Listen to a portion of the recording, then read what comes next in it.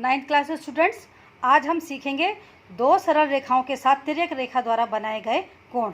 सबसे पहले हम देखेंगे कि तिर्यक रेखा यानी ट्रांसवर्सल लाइन हम किसे कहते हैं।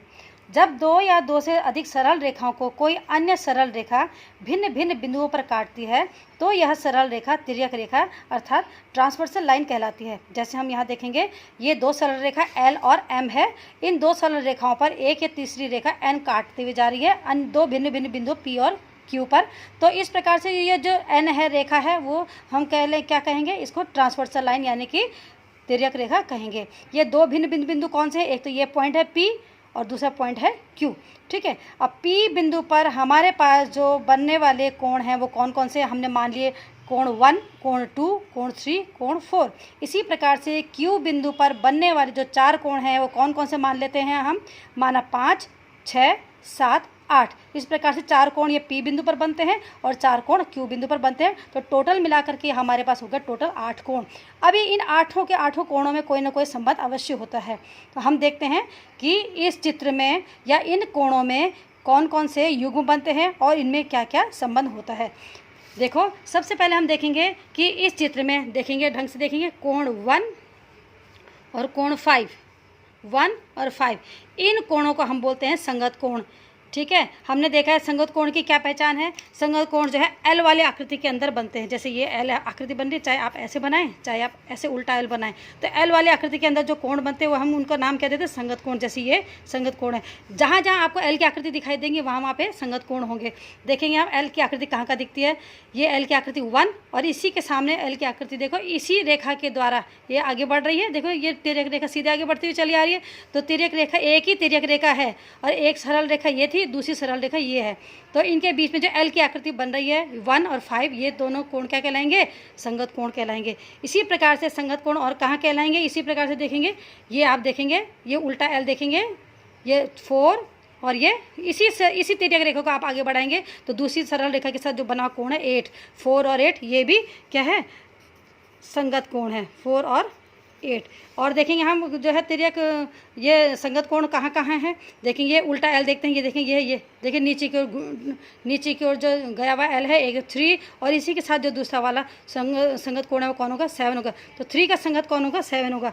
हम लिख देंगे 3 और 7 इसका संगत कोण है। ठीक है, इसी प्रकार से हम देखेंगे संगत कोण कहाँ है, 2 का संगत कोण कहाँ होगा, 6 होगा।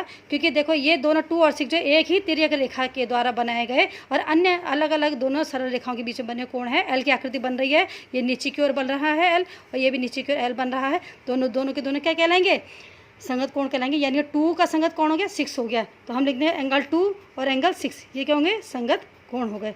ठीक है, अब हम देखते हैं कि एकांतर कोणों के युग्म हम किसे कहते हैं। एकांतर कोण देखेंगे, इस चित्र में एकांतर कोण भी हैं। देखेंगे एकांतर जैसे कि नाम से स्पष्ट है कि एक के अंतर पे यानी कि एक दूसरे के रिवर्स में। तो एकांतर कोण कहाँ बन रहे हैं, देखेंगे, ये देखेंगे, ये दो सरल रेखा है और ये तिर्यक रेखा इनको काटते हुए जा रही है।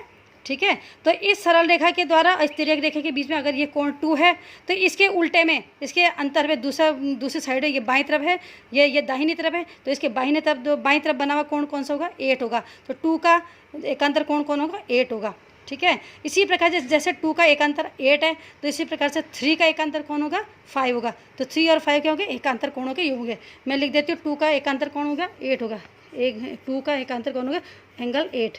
और जो है दूसरा 3 का एकांतर कोण कौन होगा, 5 होगा, एंगल 3 और एंगल 5, ये कौन होंगे, एकांतर कोणों के युग्म होंगे। देखें, एकांतर माने ये बाईं तरफ है और ये दाहिनी तरफ है। इसी तरफ से ये अगर ये दाहिनी तरफ है तो ये बाईं तरफ की तरफ इनका मुंह है। ठीक है, तो ये एकांतर कोण हो गए। इसके बाद जो आया है कि तिर्यक रेखा के एक ही ओर बने अंतःकोण। देखेंगे हम, ये तिर्यक रेखा है, तिर्यक रेखा द्वारा कटा हुआ ये वाला हिस्सा है। देखेंगे अंदर की ओर, इन दोनों रेखाओं के अंदर की ओर तिर्यक रेखा की ओर जो कटा हुआ हिस्सा ये है, इतना हिस्सा, इसके द्वारा बने हुए एक ही ओर माने या तो बाईं साइड देखेंगे या फिर आप दाहिनी तरफ देखेंगे। ठीक है, तो बाईं तरफ देखेंगे पहले। अगर हम बाईं तरफ देखते हैं तो जो इसके तिर्यक रेखा के द्वारा जो बने अंतःकोण 3 और 8 है। ठीक है, दूसरी ओर देखेंगे तो इसी तिर्यक रेखा के द्वारा बने हुए एक ही ओर बने हुए जो अंतःकोण कौन से, एक ही ओर माने कि दाहिनी ओर बने हुए, ये बाईं ओर थे दोनों के दोनों 3 और 8 और ये क्या है, दाहिनी ओर बने हुए दो कोण कौन से, 2 और 5। तो 3 और 8 लिखेंगे 3 और 8, ये हो गया बाईं तरफ, और दूसरा हो गया 2 और 5, ये हो गया दाहिनी तरफ। तो इस प्रकार से ये तिर्यक रेखा के द्वारा जो बने हुए कोण हैं, सरल रेखाओं पर कई प्रकार के कोण बनते हैं, इनके अलग अलग प्रकार के युग्म बनते हैं, इनके बारे में आपको जानकारी मिल गई है।